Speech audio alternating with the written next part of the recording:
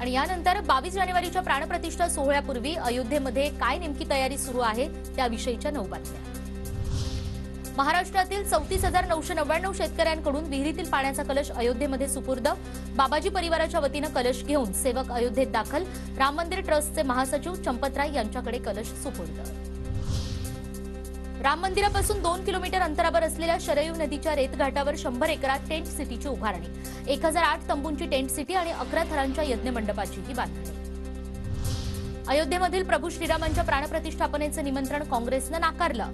मात्र कसब्यातील काँग्रेसचे आमदार रवींद्र धंगेकर यांचा जय श्रीरामाचा नारा। आपल्या प्रभू श्रीरामांसाठी एक दिवा लावूया, आनंदोत्सव साजरा करूया, रवींद्र धंगेकरांकडून घोषणाबाजी।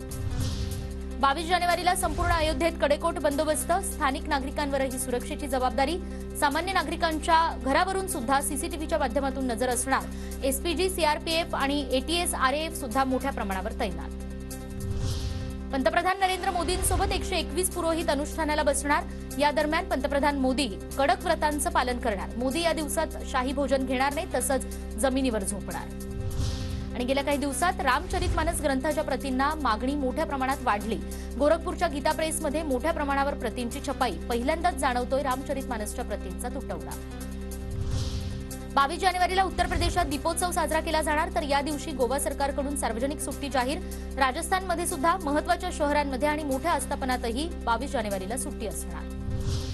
22 जानेवारीच्या राम मंदिर प्राणप्रतिष्ठा सोहळ्यादरम्यान पार्किंगच्या जागांचा तुटवडा। त्यामुळे अयोध्या विमानतळासोबतच आणखी 6 विमानतळ निमंत्रितांच्या सेवेत दाखल। आसपासच्या जिल्ह्यातील विमानतळावरही प्रशासनाकडून पार्किंगची व्यवस्था। अयोध्येला जाणाऱ्या रामभक्तांसाठी महत्त्वाची बातमी। अयोध्येला जाणाऱ्या अनेक रेल्वेगाड्या 22 जानेवारीपर्यंत रद्द।